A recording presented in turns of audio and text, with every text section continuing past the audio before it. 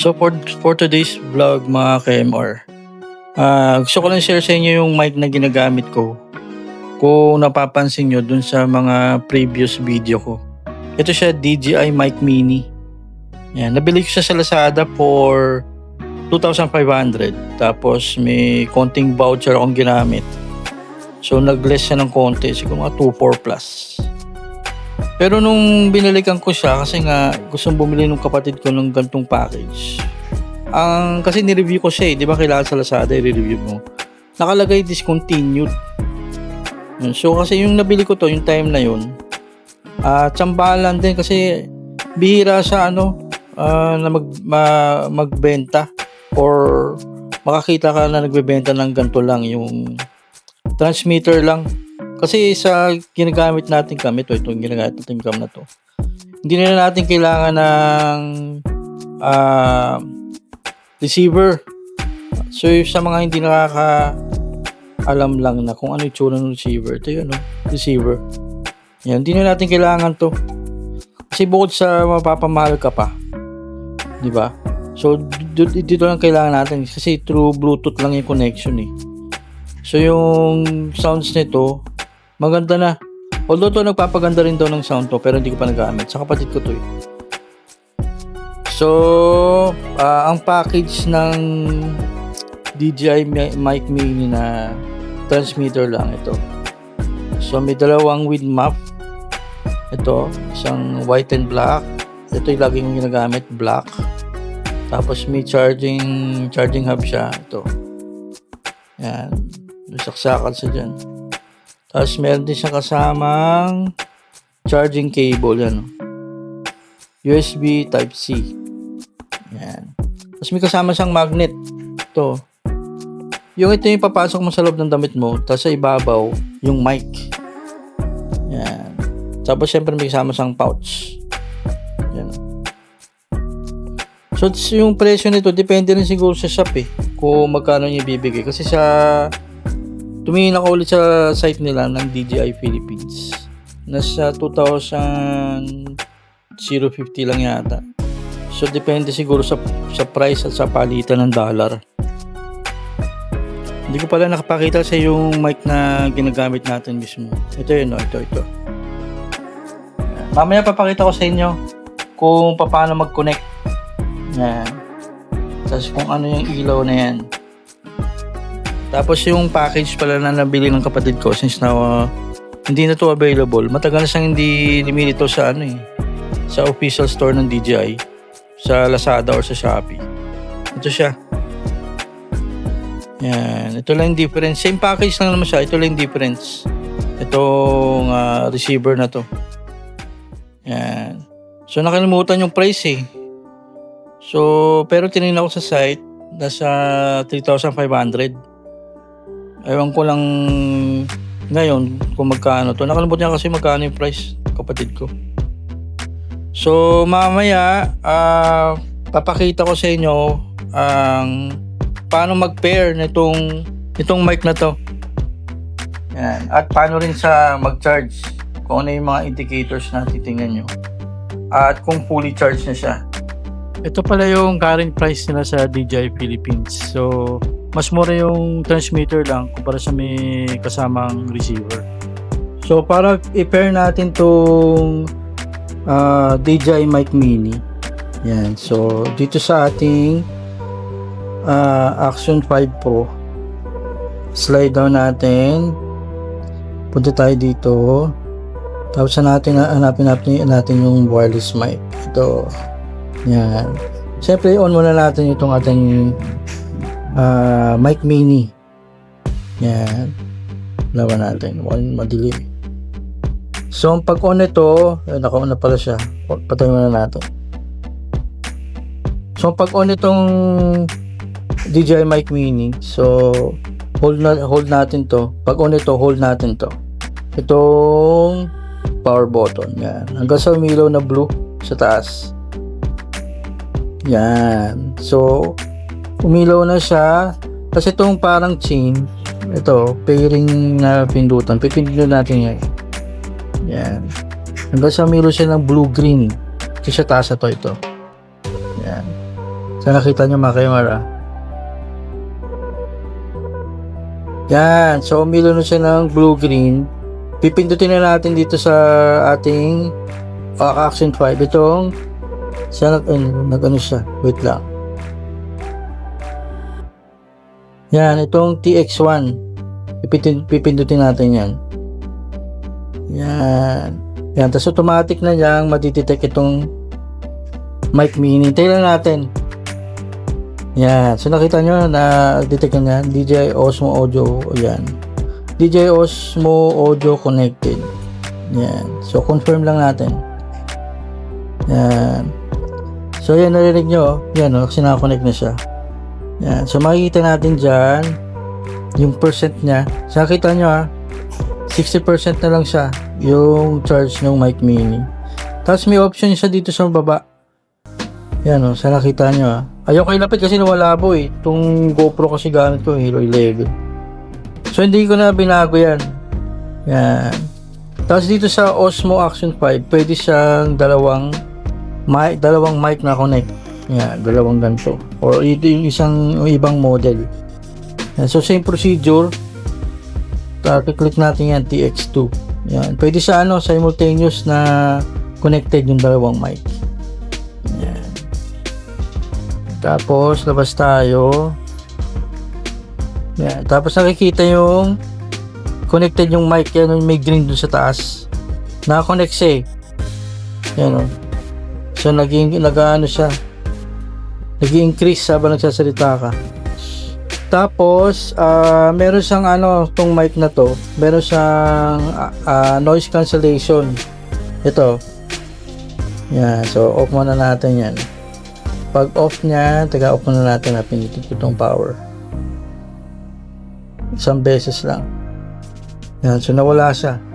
So kung gusto niyo ng noise cancellation, pipindutin niyo lang isang beses itong power button yan, itong power button yan. So kita niyo tapos ilaw yung dilaw na blue green, yellow green na yan, itong ilaw na to.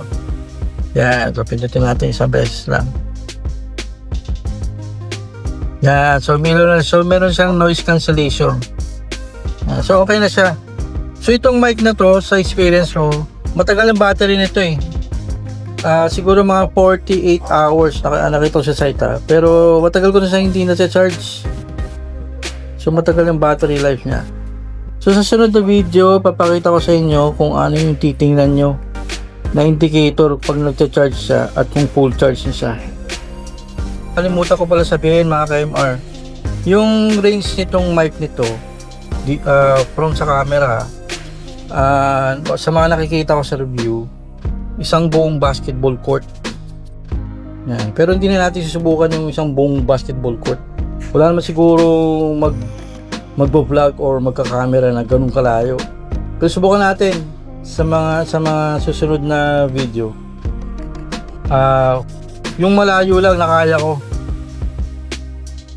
Ang sabi nandun sa mga napanood ko na review, maganda yung connection niya basta wala lang yung nakaharang in between, di ba? Itong mic tapos in between dito, wala lang nakaharang. Maganda din connection. So siguro expect natin na meron sigurong drop of connection pag ganun yung mangyari, meron dito nakaharang or nakakabit sa damit mo tapos nakatalikod ka dito sa camera. Yung nakaharang na yung likod mo ron. So as much as possible daw, wala daw nakaharang in between sa mic at sa camera. So sa sunod na video, yung pag-charge lang nitong mic mini, kung ano yung mga titingnan yung indicator. So ngayon, try naman natin kung paano mag-charge itong DJI mic mini. Yan. So kumuha lang ako ng extension para mag-video natin yung actual charging.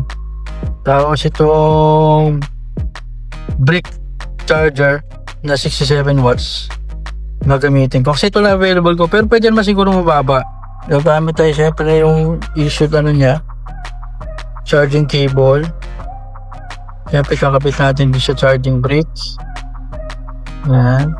Tapos itong mic na to, make sure na nakapatong sa mabuti dito sa charging dock niya. Yan. Tapos nakapatay siya. Pag nakapatay, walang ilaw. Yan. para malaman natin kung yung ilaw ba. Yung ilaw kasi yung pagbabasahin natin itong pag-charge eh. So, pasok na natin to.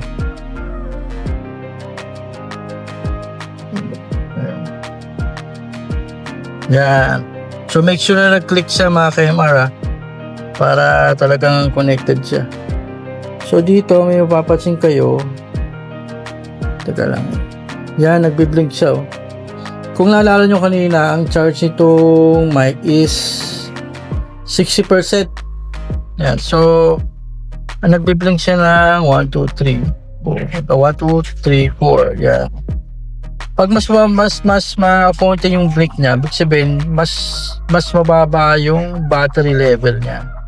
Yan. Tapos, pagka bumibilis na siya ng charge, ito katulad to, 4 blinks. Pero 1, 2, 3, 4, 5. 1, 2, 3, 4. Yan. Magbiblink siya ng na mabilis pagka medyo malapit na siya mag-charge. Yan. So, ito siguro nasa 70 to 80% battery level na to. Ngayon, para pag malaman yung... Ito, currently nagka-charge na yan. Ngayon, para malaman nyo na full charge na siya, ang ilaw na to, magiging solid blue. Yung blinking blue light na yan, magiging solid blue. Or mawawala na siya ng ilaw. Pero kasi yung ginagawa ko, pag naging solid blue na yan, binubunot ko na, hindi ko na siya hinihintay na mawala pa. Yeah, kasi hindi natin makikita yung battery level. Lahat ng list na i-connect natin sa dito sa camera eh. So para sa akin, pagka solid blue, yung light niya, binubunot ko na. Yeah. Ginagamit ko rin pala itong ating DJI Mic Mini. Yan. Dito sa ating laptop. Kasi pagka nag-edit ako, ginagamit siya as sa voiceover. So since na naka-on na yung ating mic, yan naka-on na sa ilaw. Meron ditong Bluetooth sa laptop natin. So pindutin lang natin siya. Yan. Hintayin natin siya ma-detect. Yun, so nakita nyo mga ka-MR, connected na DJI Mic Mini. Yan, so habang nag-edit ako dito sa video na to, yan, meron ditong mic. Ito, kita nyo mga ka-MR, pindutin natin yan. Yan, tapos ayan siya oh. Headset DJI Mic Mini. Yan, connect na siya. So, salita tayo gamitin natin yung mic natin. Hello, hello, mic test, mic test, mic test, hello, hello. Sa mga nagtatanong kung pwede ba sa laptop to, pwede. Sa cellphone di ko pa nasubukan kasi hindi ko naman need, pero sa may nakita akong video na ginagamit din nila itong mic mini gamit yung cellphone. Hindi ko lang alam kung paano siguro via Bluetooth or gumagamit sila ng receiver. So, yun lang mga ka-MR. So, pwede siya sa laptop. Sa mga magtatanong naman kung paano pag-pair sa laptop. So, dito tayo, yan, sa lower right-hand corner. Settings. Tapos, dito sa devices. Yan. Siyempre, add Bluetooth. On nyo na yung Bluetooth. Yan. Tapos, on yung mic nyo. Yan, same procedure yun na yung nagawa natin yung sa unang part. So on nyo. Yan, tapos pindutin nyo din itong yung sinasabi ko sa inyo nung una, ito. Hanggang sa umilaw siya ng blue-green. Yan. Tapos hanggang sa ma-detect siya ng laptop nyo.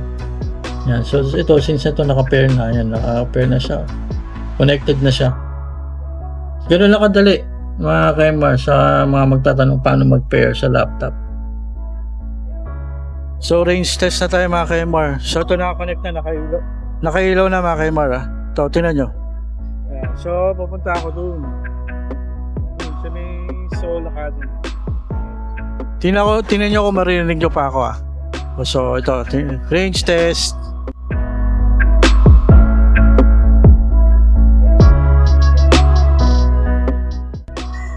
So ito, papunta na ako mga ka-MR doon sa may Seoul Academy. Sana narinig nyo pa ako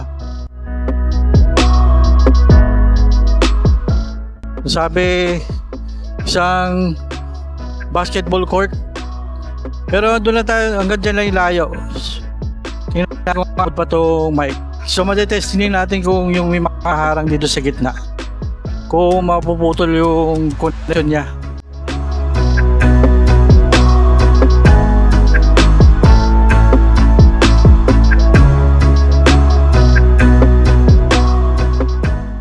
So ito mga kaimar, kita nyo ako, ito kumakaway ako. Kita nyo ba kung sana malakas ba yung connection ha. So ito na yung pinaka-range test natin.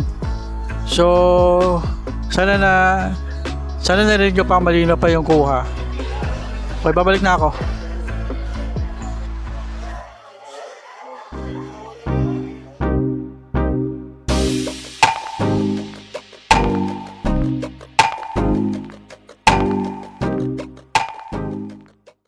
So ito, pabalik na ako mga KMR.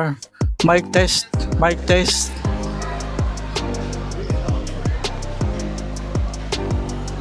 So malinaw na ba? So mga KMR, bago natin tapusin itong video, reaction at verdict ko dito sa mic na to. Kung napansin nyo dun sa range test natin, dun sa mall, okay naman yung performance niya, lalo na doon pagdating sa malayo. Gaya ng sabi ko, ang nagiging issue lang is pag may nakaharang in between sa camera at sa mic. So doon lang medyo may interruption sa connection. Pero para sa akin wala naman sigurong magbi-video o magbo-vlog ng ganung kalayo. So tinest lang natin yung range nito. Maybe siguro mas malayo pa ron, pero malayo na yun yung range test. So sa mga creators dyan na gusto i-level up yung kanilang video, gumamit na kayo na itong DJI Mic Mini, lalo na yung sa mga naka DJI Action Cam. Yan. So yun lang mga KMR. So until the next video, bye!